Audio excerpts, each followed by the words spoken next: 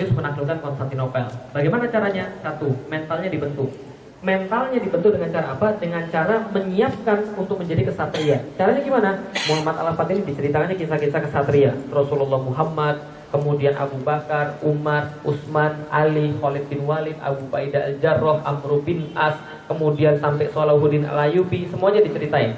Sehingga kepala anak ini dipenuhi dengan kisah-kisah herois, kisah-kisah kepahlawanan,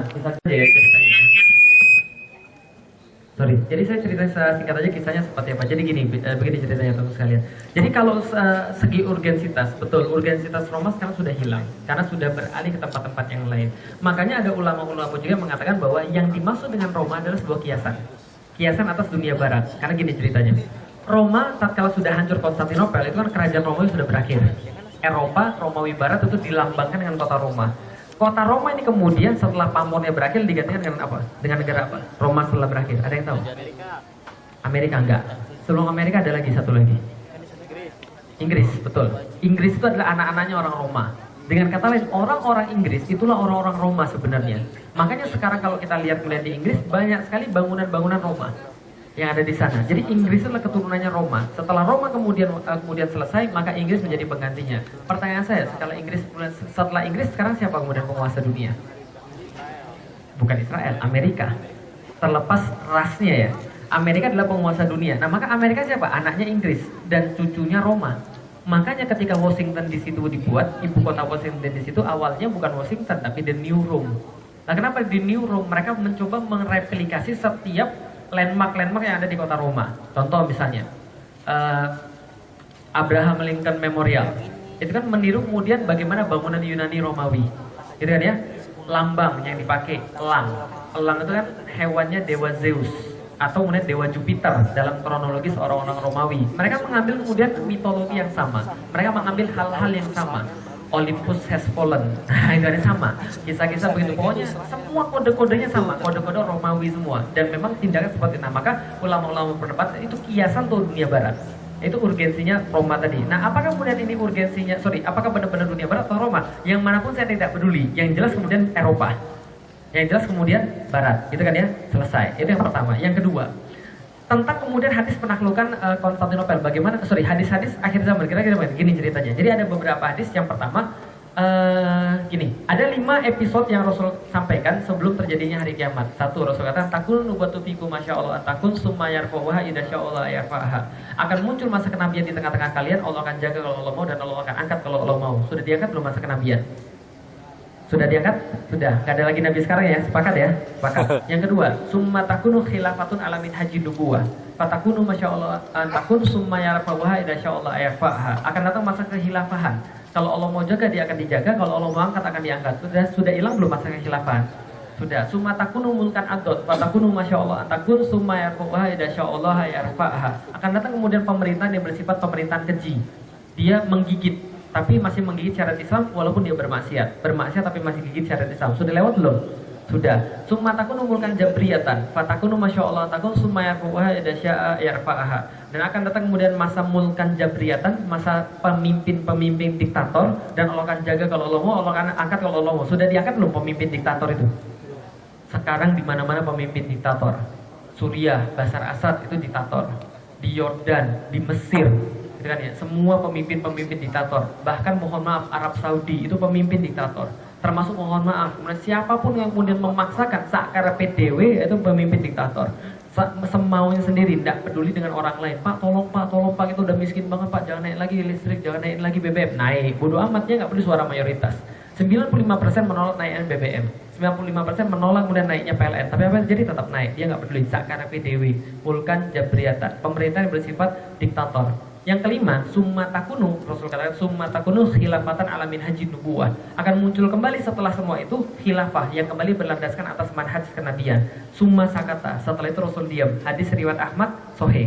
Ulama-ulama menggolongkan diamnya Rasul setelah ujung daripada hadis ini adalah hari kiamat. Berarti hari kiamat pertama sebuah clue-nya tidak akan terjadi sebelum khilafah tegak lagi. Sebelum Islam bangkit lagi. Berarti kemarin kalau nenek Ustaz 12 kiamat nggak? Saya nggak tahu, saya bilang. Karena saya belum pernah baca Lauhul Mahfuz, tapi kayaknya enggak deh. Lah kenapa? belum episodenya masih banyak belum tayang. Ya, jelas ya? Tapi banyak episode yang belum tayang. Kedua, setelah kemudian khilafahnya tegak, ada hadis yang lain yang mengatakan bahwa tidak akan muncul Imam Mahdi sebelum terbunuh khalifah di daerah Syam karena perebutan kekuasaan atau sebagainya. Jadi di Syam itu akan muncul khilafah dan kemudian akan terbunuh kemudian khalifah di daerah situ. Setelah itu baru muncul Dajjal. Dajjalnya kemudian munculnya kemudian dari sebelah timur, dia kemudian berjalan terus ke arah Mekah, ingin menghancurkan Mekah. Dimanapun dia berjalan maka orang-orang yang ikut pada dia akan bahagia, akan makmur, akan sejahtera. Yang menolak dia akan kemudian jadi mendapatkan neraka, ibaratnya gitulah. Nah kemudian setelah kemudian dia berjalan-jalan terus nggak terhentikan sampai kemudian dia di Mekah, kemudian Nabi Isa turun di Syam di masjid yang berwarna putih menaranya. Nabi Isa kemudian turun dan Nabi Isa kemudian akan berurusan dengan Dajjal. Setelah membunuh Dajjal, setelah dia tidak sempat menghancurkan Madinah, Nabi Isa membunuh Dajjal, maka Nabi Isa membersihkan kemudian dari salib-salib dan babi. Dan kemudian mengatakan pada seluruh pemeluk Kristen bahwa agama yang benar adalah Islam. Karena kenapa? Karena inilah benar agama yang kemudian murni. Nah setelah kemudian mengatakan seperti itu beliau wafat. Setelah wafat yang menyolatkan itu adalah Imam Mahdi. Setelah menulis sholat oleh Imam Mahdi, Rasul katakan akan terdapat kemudian masa kenamanya di dunia selama 4 masa. Yang kita nggak tahu 4 bulan, 4 hari, 4 tahun, 40 tahun, 400 tahun atau 4 dekade kita nggak tahu. Yang jelas 4 kurun, 4 kemudian 4 ulangan, 4 masa, kira-kira gitulah. Nah setelah itu baru kiamat. Jelas ya? Tapi masih lama, tenang aja. Jadi kira-kira itu bukan masih lama ya sebentar, cuma masih banyak episode yang belum tayang. Kita nggak tahu tayangnya kapan. Tapi kalau sekarang ngeliat-ngeliat sih kayaknya sih udah mulai kayaknya. Karena semua yang dikatakan Rasulullah semua udah terbukti menjadi nyata. Masjid-masjid kemudian kalau oleh bangunan-bangunan, masjid-masjid dibangun tinggi tapi tidak ada kemudian penghuninya. Apalagi kemudian kita lihat sekarang mulkan jabriatan pada mau runtuh dan sebagainya. Mulkan-mulkan pemimpin ditato pada kemudian diprotes. Suriah bergejolak, Yordan bergejolak, Mesir bergejolak, Tunisia bergejolak, seluruh kemudian wilayah itu bergejolak. Nah itu kemudian menjadi tanda-tanda. Karena kenapa? Kalau secara siklus Islam muncul pada tahun 0 Hijriah, pada Masehi aja ya, 622 Masehi, kemudian mencapai masa kejayaannya ketika 1500 dan turun menjadi hancur pada tahun 1900. Maka tahun-tahun sekarang ini harusnya tahun-tahun bangkitnya lagi. Wallahu a'lam. Yang jelas begitu. Ya. Mungkin pertanyaan selanjutnya dari Aswan terakhir. Monggo silakan. Karena saya harus memenuhi janji yang selanjutnya. Janji sama istri. Buat iri. Pertama dan kedua sekalian, jadi gini cerita teman sekalian. Di dalam dunia Islam itu ada dua, satu namanya ilmu, satu namanya sistem. Apa namanya? Satu ilmu, dua sistem. Yang ilmu ini boleh diambil, yang sistem ini nggak boleh diambil.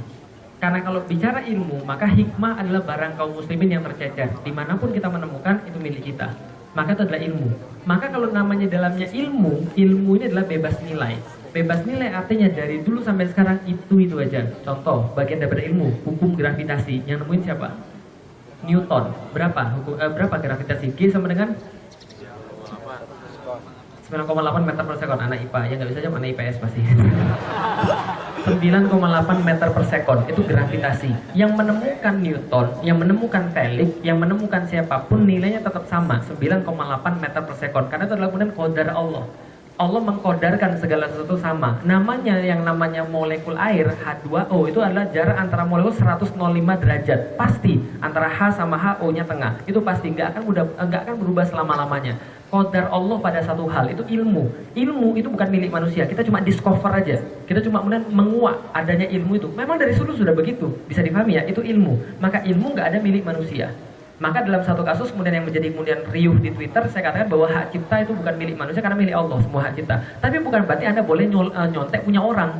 Paham nggak itu rasa saya? Ya maklum lah, orang-orang liberal tuh kadang-kadang menangkap kata-kata saya tuh ada yang bisa dipelintir karena mereka banyak nggak mikir atau pura-pura mikir aja. Nah jadi kira-kira gitu. Nah, tapi bukan berarti membuat Anda boleh nyontek punya orang lain, bukan maksudnya. Jadi artinya itu cuma mengatakan bahwa ilmu itu adalah milik Allah. Maka Allah menyuruh kita untuk menguak ilmu tersebut. Siapapun yang punya itu, asal ilmu Anda boleh ambil. Jelas ya? Orang-orang barat menciptakan handphone, ini bebas nilai. Anda boleh kemudian ambil ilmu itu dari mereka. Enggak salah. Ilmu pendidikan juga sama. Psikologi itu ada sebagian yang ilmu bebas nilai, ada sebagian yang tidak bebas nilai. Yang tidak bebas nilai itu seperti apa? Kalau dia sudah dipengaruhi oleh mabda, ideologi. Contoh nih, ilmu psikologi yang nggak bebas nilai. Ilmu psikologi Sigmund Freud yang menjadikan bahwa seks adalah bagian daripada needs. Bagi Islam, seks itu bukan needs, tapi wants. Apa bedanya needs sama wants? Needs adalah kalau tidak dipenuhi kita mati. Kalau wants itu tidak dipenuhi, tidak mati, tapi galau. Maka Anda tahu kan ya, kenapa Anda galau? Karena Anda punya wants tapi tidak bisa dipenuhi. Caranya gimana? Nah, orang-orang tahu membedakan needs sama wants itu gampang. Wants itu keluarnya, munculnya wants itu dari pemicu. Kalau needs itu nggak pakai pemicu. Contoh, lapar, itu nggak usah pakai pemicu, tetap aja muncul lapar. Tapi kalau wants itu harus ada pemicunya. Nafsu itu harus ada pemicunya. Jatuh cinta itu harus ada pemicunya. Galau itu pasti ada pemicunya. Jadi galau itu Anda yang buat sendiri tuh. Kalau Anda kemudian mau galau, bisa banyak yang bisa kemudian dengerin lagu-lagu melo, stalking mantan, bikin galau tuh. Anda bikin sendiri sih, gitu kan ya. Nah, pemicu, jelas ya. Nah, balik lagi ke teori psikologi Sigmund Freud. Nah, Sigmund Freud mengatakan bahwa seks adalah sebuah needs, bukan wants. Itu salah, dalam Islam tidak ada begitu. Maka itu terpengaruh oleh ideologi, cara pandang mereka terhadap kehidupan. Muncullah daripada teori-teori Sigmund Freud, teori-teori kemudian orang-orang yang lama, teori-teori kemudian ekonomi-ekonomi lama, muncul kemudian teori ekonomi kapitalis. Apa itu? Needs itu tidak terbatas, bohong besar. Needs tidak terbatas, bohong besar. Anda makan berapa piring sih? Sepiring, 2 piring, 3 piring, 4 piring, nggak mau lagi. Bahkan itu adalah makanan favorit Anda. Needs itu terbatas. Yang tidak terbatas itu wants. Paham ya? Sekresi, ekskresi. Anda kencing, mohon maaf. Sekali, ya enak. 2 kali, 3 kali, dipasang-pasang nggak enak juga.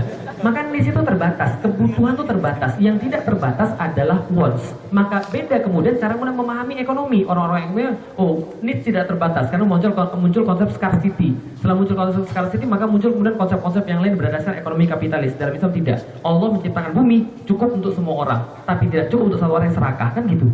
Lalu kenapa? Karena konsep ekonomi berbeda dengan konsep ekonomi kapitalis. Ini berdasarkan mabda, ideologi. Nah, maka yang ada ideologinya nggak boleh diambil.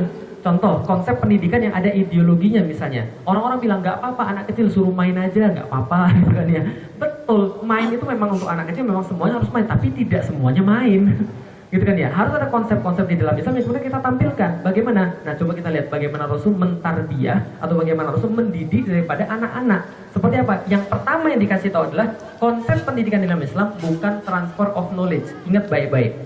Jangan salah. Kalau punya anak, jangan pernah sekali-kali marah gara-gara anak dapat nilai kecil, nggak mutu. Bukan transfer of knowledge. Saya berkali-kali bilang sama setiap sekolah, kalau seandainya semua kemudian transfer of knowledge, Google lebih tahu daripada saya. Google lebih tahu daripada guru-guru Anda. Mohon maaf, kita tanya apapun di Google, Google tahu. Tapi kalau transfer of knowledge itu gagal. Tapi di dalam Islam ada transfer of karakter. Karakter itu penting. Karakter guru bagaimana bisa terinternalisasi pada anak. Karakter kemudian bapak ibunya bisa terinternalisasi pada anak. Maka sekolah bukan pelarian bapak ibu yang nggak mau ngajar anak-anaknya. Yang kemudian sibuk cuma untuk nyari duit doang. Tidak, tapi bapak ibunya jadi patron utama. Karena itulah bapak itu jadi wali putri-putrinya. Nyambung lagi ke pernikahan. Memang begitu. Karena itulah nanti ibu-ibunya akan mentransfer karakter. Karena pembentukan karakter utama bukan pada bapak, tapi pada ibu. Paham ya, kira-kira saya ya. Nah, jadi itu kemudian dalam Islam transfer of karakter tadi. Nah, berarti bapak ibu juga harus memahami karakter Islam. Nah, bagaimana kemudian Muhammad Al-Fatih dididik dengan cerita-cerita tadi, cerita. Maka dalam buku saya sampaikan bahwa ada 2 pelajaran yang sangat penting yang dikuasai oleh khalifah-khalifah, panglima-panglima, ulama-ulama terpilih dalam Islam. 1, bahasa, 2, sejarah. Ini benar-benar penting sekali, bahasa, sejarah, terutama bahasa Arab. Dan yang kedua adalah sejarah orang-orang sebelum kita. Karena bagaimana kemudian kita membentuk karakter kita, kita membaca. Dan kemudian kita ingin mengimitasi karakter itu. Ingat nggak pas dulu kita kecil? Pakai sayap, Superman, terbang, kan ya, Spiderman, kan ya, Satria baju hitam, berubah dan sebagainya. Itu kan imitasi. Sayangnya kenapa kemudian tidak karakter-karakter Muhammad Al-Fatih? Karakter Rasulullah, itu kan ya, karakter Umar bin Khattab, macam-macam tempeleng. Itu kan satu karakter, tapi karakter yang lain malam-malam dia nangis ketika beribadah kan gitu kan ya. Itu karakter. Nah, tapi karakter ini nggak pernah diceritakan pada kita. Sedangkan karakter tuh membentuk luar biasa. Ada penelitian di Inggris, ini kemudian ketika ada seorang anak TK dibagi 2 kelasnya, satu diceritain tentang kisah yang sangat famous di Inggris, itu kesatria lawan naga menyelamatkan Tuan Putri. Nah, yang satunya cerita itu satunya lawan, patah tangan, patah kaki, patah pedang, terus dia mulai menyerah, gua kayaknya nggak bisa, diserius nggak bisa, dia mundur dari perjuangan. Akhirnya kemudian putrinya dimakan naga. Yang kedua kemudian dia berjuang, patah tangan, patah kaki, patah pedang, tapi dia nggak menyerah sampai detik-detik terakhir dia beruntung, akhirnya dia bisa mengalahkan naga tadi. Naganya kepleset jatuh misalnya, atau apalah terserah. Tapi dia berhasil mengalahkan naga setelah dia struggle luar biasa, kehilangan segala-galanya. Nah, dan dia berhasil menyelamatkan putri dan menikah dengan putri. happily dan happy ending ever after kan itu ya. Nah setelah kemudian happy ending forever ever after, nah setelah kemudian dia menang tadi, setelah diceritakan pada anak yang disekat bagi dua itu sama-sama satu, ternyata setelah beberapa puluh tahun ternyata didapat orang yang diceritakan tentang naga itu kemudian satrinya kabur itu tidak banyak punya harapan hidup. Dia tidak tough, dia tidak memperjuangkan, dia orangnya bingung, orang nggak tegas. Tapi pada kemudian yang mengalahkan ini ternyata orangnya lebih tough, orangnya lebih keren, lebih punya suatu determinasi, lebih punya suatu keinginan yang kuat untuk kemudian memenangkan apapun dalam hidup dia. Ini salah satu contoh. Nah coba bayangkan itu kesatria PS naga yang nggak ada ceritanya, yang nggak ada faktanya. Lah ini Rasulullah, perang Khandaq, perang Ahzab, perang Uhud, perang Hunain, bagaimana Rasul dengan istrinya, bagaimana Rasul dengan keluarganya, bagaimana Rasul mengorganisir perang, bagaimana Rasul menanamkan visi pada para sahabat, sehingga bagi sahabat visi Rasul adalah segala-galanya. Melihat apa yang dilihat oleh mata Rasulullah kan gitu. Aku melihat surga, sahabat Rasul senang, aku melihat neraka, nangis semuanya. Bagaimana kemudian sifat-sifat seperti itu ditanamkan pada seorang muslim? Ketika ukuran segala sesuatu adalah bukan nilai, bukan knowledge, tapi ukurannya adalah karakter. Yang karakter itu akan menghasilkan knowledge tadi. Nah itu penting sekali. Nah itu kemudian kita tanamkan. Jadi boleh nggak? Boleh, selama tidak ada hubungan dengan ideologi. Beasiswa sama. Seandainya beasiswa itu kemudian ada hubungannya dengan ideologi, ya jangan. Kalau misalnya tidak ada hubungan, nggak apa-apa, pergi aja ke sana, lihat ke seluruh dunia, lihat ke seluruh bumi. Asal jangan pulang-pulang bilang, oh ya ternyata Jepang itu lebih syariah daripada Indonesia, daripada orang Islam sendiri. Jangan bilang gitu. Kenapa? Berarti dia sudah ya teracuni tadi. Karena memang salah satu strategi daripada orang-orang Barat adalah menanamkan musakofin. Orang-orang yang sudah termasuk kemudian kepalanya oleh ide-ide Barat, datang kemudian ke Chicago, gitu kan ya, dari kemudian orang kampung, nggak pernah lihat kecuali ubi, nggak pernah lihat kecuali ikan bakar, ikan paling banter ya ayam lah, datang ke Chicago, dia ini Amerika, keren banget Amerika, serius sumpah gua keren banget, dapat duit ribuan dolar, pulang ke sini ngomong, oh kita tuh harus lebih begini, jangan terkungkung pada Al-Quran yang dongeng dan gini nih.